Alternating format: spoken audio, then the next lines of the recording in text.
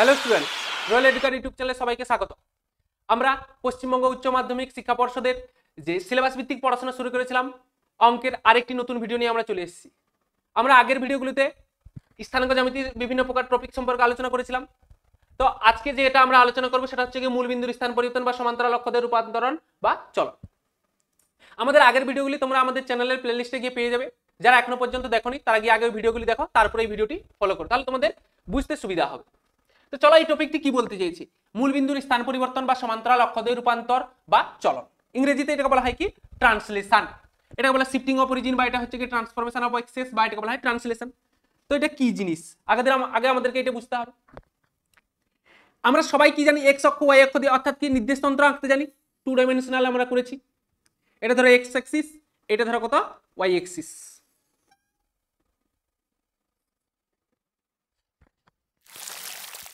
এটা ধরো x Axis, এটা ধরো কত ওয়াই অ্যাক্সিস। নামকরণ করছি কত এক্স প্রাইম ও এক্স, ওয়াই ও ওয়াই প্রাইম, ওয়াই ও ওয়াই প্রাইম। এটা সবাই জানো। তো এই অক্ষদের সাপেক্ষে একটা যে কোনো নির্দিষ্ট বিন্দু ধরে নিচ্ছি কত পি এক্স কমা ওয়াই, পি এক্স কমা ওয়াই।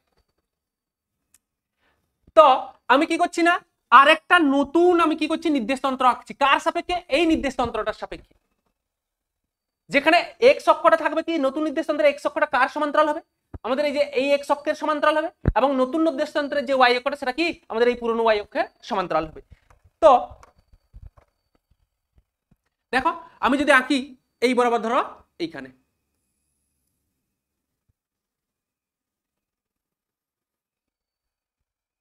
এটা ধরো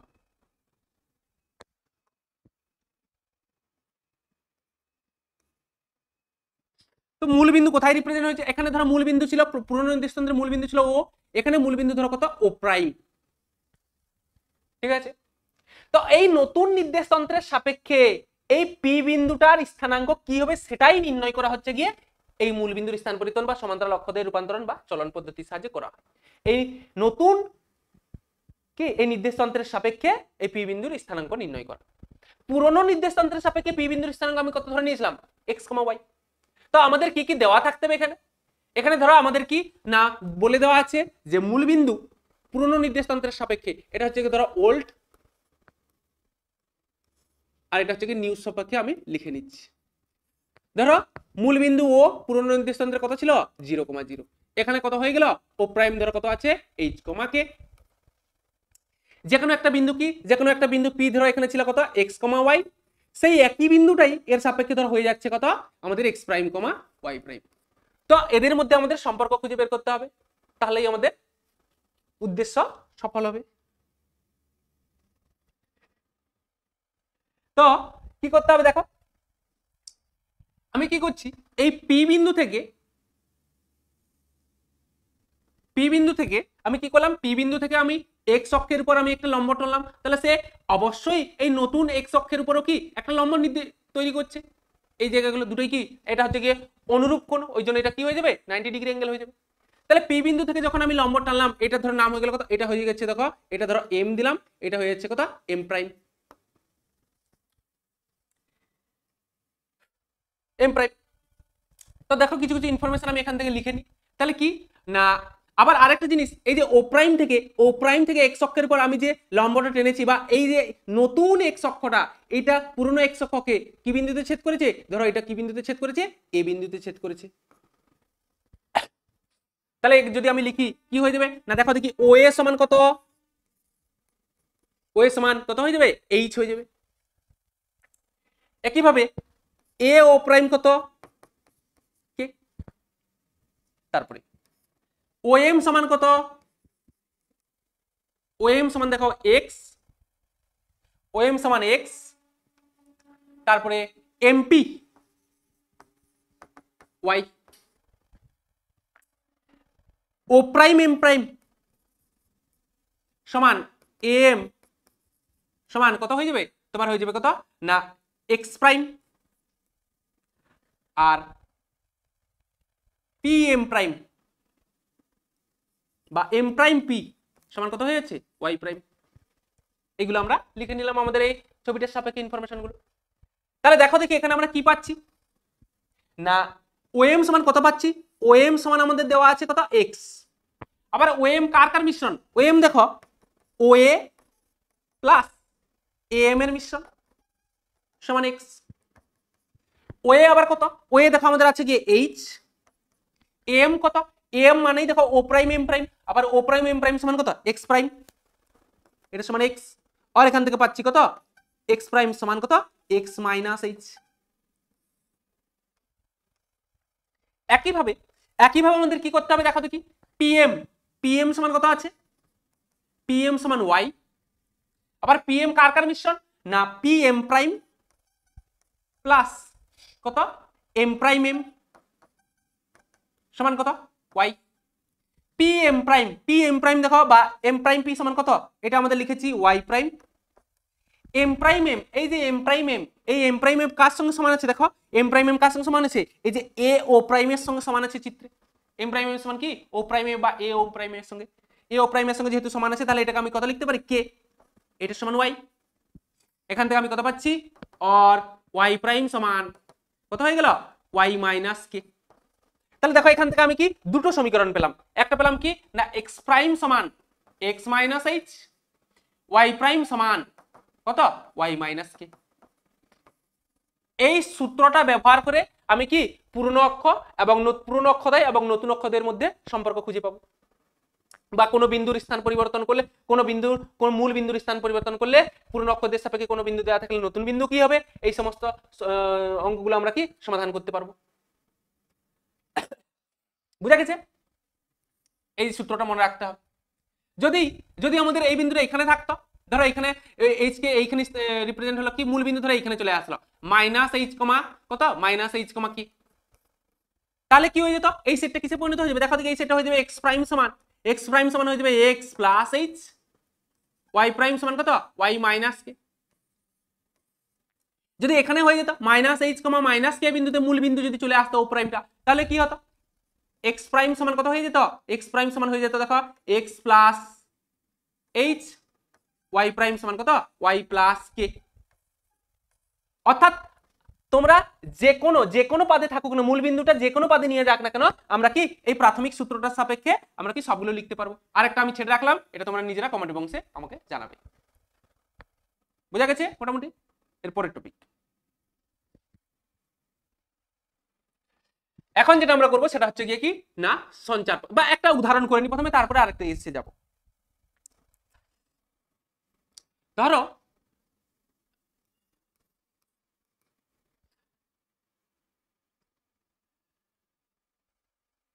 মূলবিন্দু 3,-4 বিন্দুতে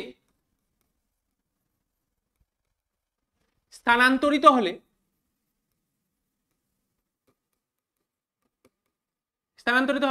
P5,7 বিন্দুটির নতুন স্থানাঙ্ক কত হবে। এই অঙ্কটা যদি আমি করি, দেখো মূল বিন্দু 3,-4 বিন্দুতে কি স্থানান্তরিত হয়েছে, স্থানান্তরিত হলে তাহলে এখানে আমাদের এইচ কমা কে কত দেওয়া আছে, এইচ কমা কে দেওয়া আছে দেখো কত -3,4, পি পয়েন্টটা কত দেওয়া আছে অর্থাৎ এক্স কমা ওয়াই দেওয়া আছে কত দেখো 5,7। আমাকে নির্ণয় করতে হবে কত x prime comma y prime. আমি জানি কি এক্স প্রাইম সমান x minus h, y prime সমান ওয়াই মাইনাস কে। তাহলে বসিয়ে দাও সবগুলোর মান, তাহলে এখান থেকে আমি কি পাচ্ছি এক্স প্রাইম সমান কত আছে, এক্স প্রাইম সমান কত আছে দেখো এক্স প্রাইম সমান কিছু দেওয়া নেই, এটা তো বের করতে হবে। তাহলে এক্স এর মান দেখো দেওয়া আছে 5, তাহলে আমাদের এটা কি হবে, তাহলে এক্স প্রাইম সমান 5 মাইনাস অফ এইচ এর মান কত দেওয়া আছে -3, ওয়াই প্রাইম সমান কত, ওয়াই প্রাইম সমান দেওয়া আছে দেখো ওয়াই এর মান 7 -4, তাহলে এখান থেকে কত পাচ্ছি 5 + 3 8, 7 - 4 সমান কত 3। তাহলে নতুন অক্ষরের সাপেক্ষে এটা এই 5,7 বিন্দুটা কিসের পরিণত হয়ে গেল না 8,3-এ। 8,3 এটা হয়ে গেল।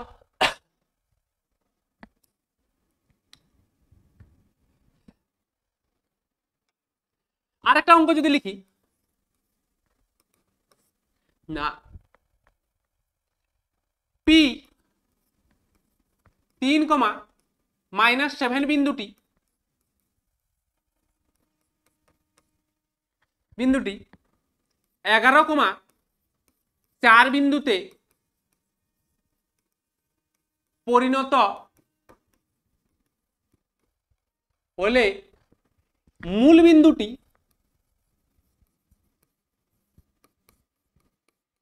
কোন বিন্দুতে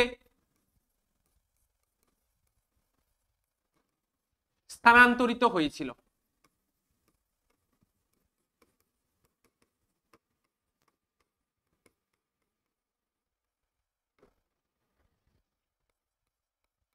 তাহলে দেখো এটা কি করব, তাহলে এখানে দেওয়া আছে দেখো x, y দেওয়া আছে দেখো কত 3,-7, x প্রাইম, y প্রাইম দেওয়া আছে দেখো কত 11,4। আমাকে এইচ কে বের করতে হবে, এইচ কে সমান জিজ্ঞাসা চিহ্ন। তাহলে আমাদের জানি কি না x প্রাইম সমান x minus H, y prime সমান y মাইনাস কে। এখান থেকে কি পাচ্ছি আমাদের দেখো এইচ কে বের করতে হবে, তাহলে সাজিয়ে নিতে পারবো।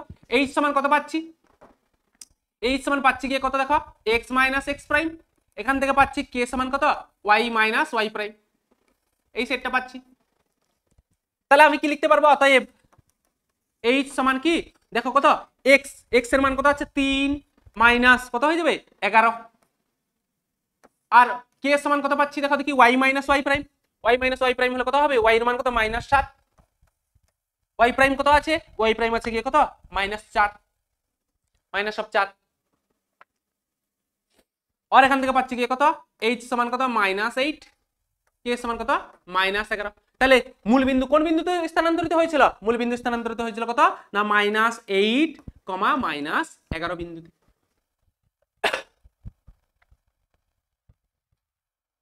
এরপরে এখন আমরা যেটা আলোচনা করব সেটা হচ্ছে গিয়ে কি সঞ্চারপথ নিয়ে। সঞ্চারপথ কি জিনিস,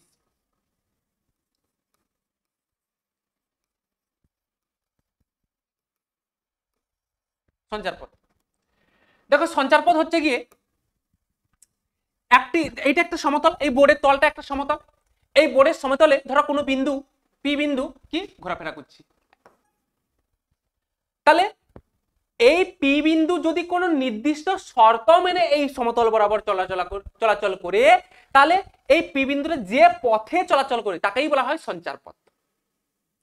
পি যদি একটা গতিশীল বিন্দু হয় তাহলে সে যদি একটি নির্দিষ্ট শর্ত মেনে এই সমতলের পর চলাচল করে, তাহলে সেই শর্ত অনুপাতে আমরা যে পথটা পাবো পি বিন্দুর, কার না পি বিন্দুর, তাকেই বলা হয় সঞ্চারপথ। যেমন বৃত্ত দেখো কি করে না, বৃত্ত কি করে একটা গতিশীল বিন্দু পি, এই গতিশীল বিন্দু পি একটা নির্দিষ্ট বিন্দু থেকে সর্বদা একটা নির্দিষ্ট দূরত্ব বজায় রেখে কি করে, সর্বদা একটা নির্দিষ্ট দূরত্ব বজায় রেখে চলাচল করে।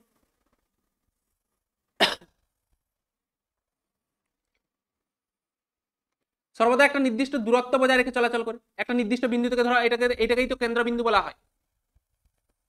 আমি কিছুগুলো আঁকছি, সবগুলো আঁকছি না, দিলে দেখো দেখি এই যে সঞ্চারপথটা পাই, এই যে পি বিন্দুটার আমি সঞ্চারপথটা পাই, যেটা কিসে রিপ্রেজেন্ট হয়ে যায়, বৃত্তে।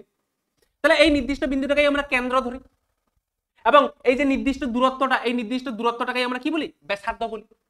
তাহলে এই যে শর্ত মেনে চলছে, পি বিন্দুটা কি একটা নির্দিষ্ট বিন্দু থেকে সর্বদা একটা নির্দিষ্ট দূরত্ব বজায় রেখে চলাচল করছে, সর্বদা একটা নির্দিষ্ট দূরত্ব বজায় রাখছে, ওই জন্য এই সঞ্চারপথকে বলা হয় বৃত্ত। তাহলে এরকম বিভিন্ন প্রকার শর্ত অনুসারে বিভিন্ন সঞ্চারপথ আমি পাবো। তাহলে সঞ্চারপথের ডেফিনিশন কি না, কোন গতিশীল বিন্দু একটি নির্দিষ্ট শর্ত বা শর্তসমূহ সিদ্ধ করে যে পথে চলাচল করে সেই পথটিকে সেই পথটিকে ওই বিন্দুটির কি বলা হয়? ওই বিন্দুটির সঞ্চার পথ বলা হয়। ওই বিন্দুটির সঞ্চার পথ বলা হয়। এবং এই নির্দিষ্ট শর্ত অনুসারে এক্স ওয়াই এর মধ্যে যখন আমরা কোনো সম্পর্ক হয়, তাহলে বিন্দু মানে নিশ্চয়ই তার একটা ভুজ থাকবে, কোটি থাকবে, এবং এই সঞ্চার পথের সমীকরণ আমরা পাবো এক। তাহলে এক্স ওয়াই এর যে সমীকরণ পাচ্ছি, এই বিন্দুটার এই নির্দিষ্ট শর্ত সাপেক্ষে আমরা যে সমীকরণটা পাচ্ছি তাকেই কি বলা হবে? একটা সঞ্চার পথের সমীকরণ বলা হবে নাকি? সঞ্চার পথ বলা হয়। তাহলে আমাদের একটা সমীকরণ খুঁজে পেতে হয়। তো দেখো এখানে সঞ্চার পথ নির্ণয়ের কয়েকটি কি ফর্মুলা আছে, তিনটি নির্দিষ্ট ওয়ার্কিং রুল আছে, যেগুলো মনে রাখলে সঞ্চার পথ আমরা সহজেই নির্ণয় করতে পারবো। তাহলে যেটাকে বলা হচ্ছে কি না সঞ্চার পথ নির্ণয়ের কি, সঞ্চার পথ নির্ণয়ের কি না ওয়ার্কিং রুল।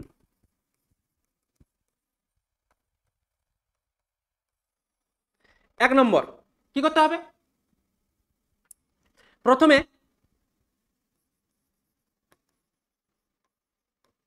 গতিশীল বিন্দুটির যে কোনো অবস্থানে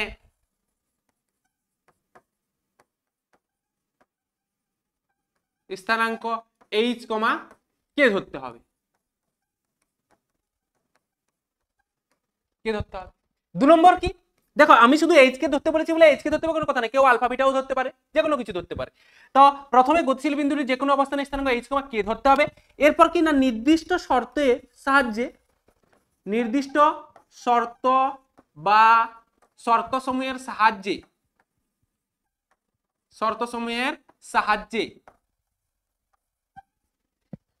h ও k এর মধ্যে সম্পর্ক স্থাপন করতে হবে। স্থাপন করতে হবে। 3 নম্বর কি, 3 নম্বর হচ্ছে গিয়ে কি না সম্পর্ক স্থাপন হয়ে গেলে সম্পর্কটিতে h সমান x এবং k সমান y পরিবর্তন করে y বসিয়ে পরিবর্তিত করে সম্পর্কটিকে আবার লিখতে হবে। সম্পর্কটিকেই সঞ্চার পথের সমীকরণ বলা হয়। সম্পর্কটিকেই সঞ্চার পথের সমীকরণ বলা হবে। সম্পর্কটিতে h সমান x এবং k সমান y পরিবর্তিত করে সম্পর্কটিকে যে সম্পর্কটি পাওয়া যাবে সেটাকেই সঞ্চার পথের সমীকরণ বলা হয়। তাহলে চলো একটা উদাহরণের মাধ্যমে এই জিনিসটা আমরা বুঝে নিই কি হবে। তাহলে এই যে বৃত্তটা এঁকেছিলাম, তাহলে বৃত্তর আমি এই যে গতিশীল বিন্দুটা p ধরেছিলাম, সেটাকেই আমি ধরছি গিয়ে কত না h, k, এবং এই যে নির্দিষ্ট বিন্দু এখানে দিয়েছিলাম এটা ধরে নিচ্ছি কত, ধরো কি ও ধরে নিচ্ছি, এটা কত আমাদের, এটা আমাদের হয়ে যাচ্ছে দেখো, ধরো আমি ধরছি আলফা, বিটা,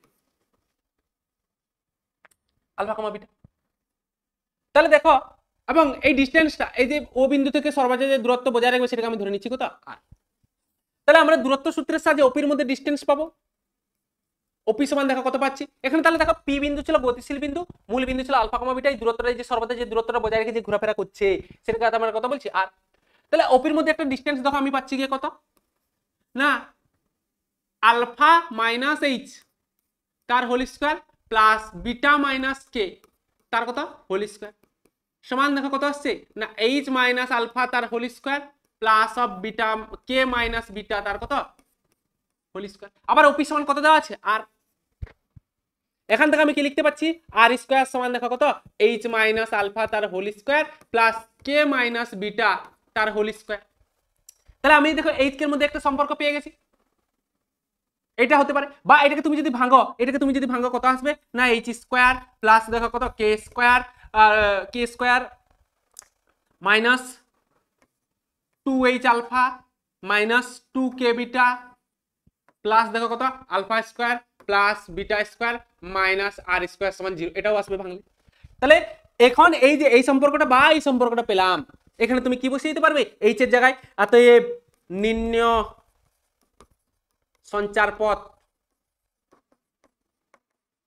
দেখো তো কত হবে, এইচ এর জায়গায় আমাকে বসাতে হবে এক্স, তাহলে এক্স মাইনাস আলফা তার whole square plus y minus beta তার হোল স্কোয়ার সমান কত আর স্কোয়ার, বা এখানে তুমি বসাতে পারো কত, দেখো দেখি X square plus Y square minus 2x alpha minus 2y beta plus alpha square plus beta square minus R square সমান কি 0। এই যে দুটো সমীকরণ আমি পেলাম, এগুলোই হচ্ছে কি এইটা বা এইটা, এটাই কি সঞ্চার পথের সমীকরণ। ঠিক আছে,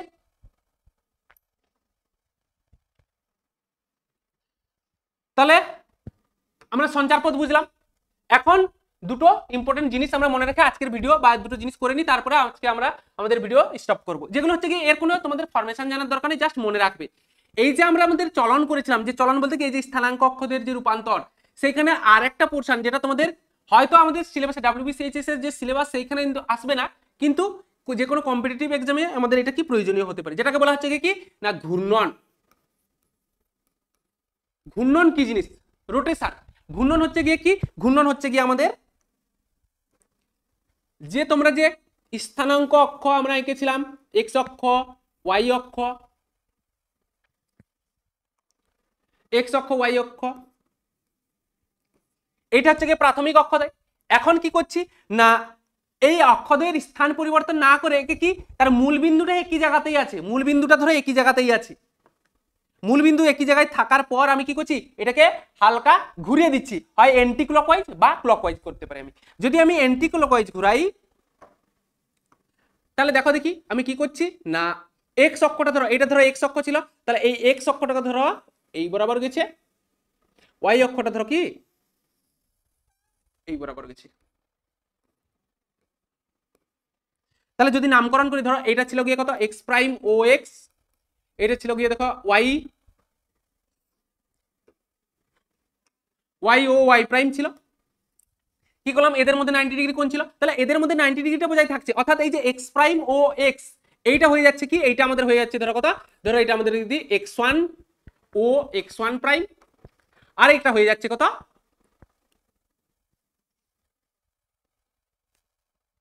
সরি নামকরণটা একটু ভুলে গেছে, এইটা ওয়াই অক্ষ হবে, এইটা ওয়াই অক্ষটা চেঞ্জ হয়েছে, তাহলে এটা কত না y1 প্রাইম y1 ও y1 প্রাইম, আর একটা কি এই যে এইটা হয়ে যাচ্ছে কত x1 ও x1 প্রাইম ও x1।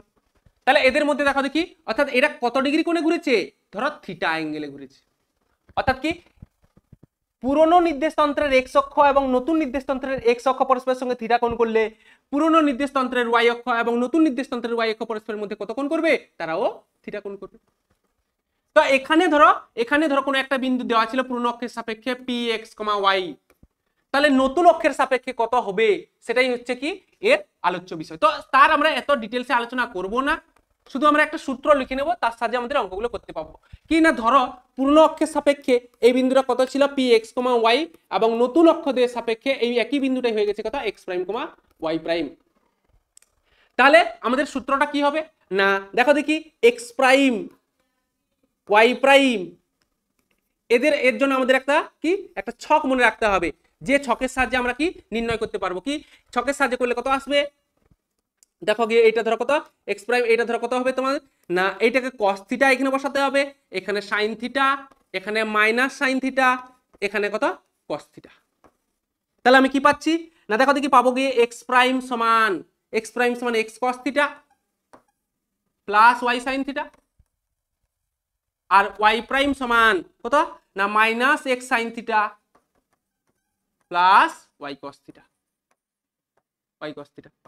এটা লিখতে পারি এক্স প্রাইম ওয়াই প্রাইম, অথবা উল্টোটাও লিখতে পারি এক্স সমান কত, এক্স সমান দেখো কত x prime cos theta minus Y prime sine theta,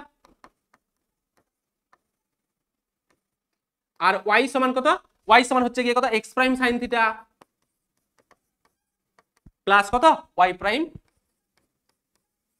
কস থিটা। এই দুটো আমরা লিখতে পারবো যদি আমি এই টেবিলটা মনে রাখি।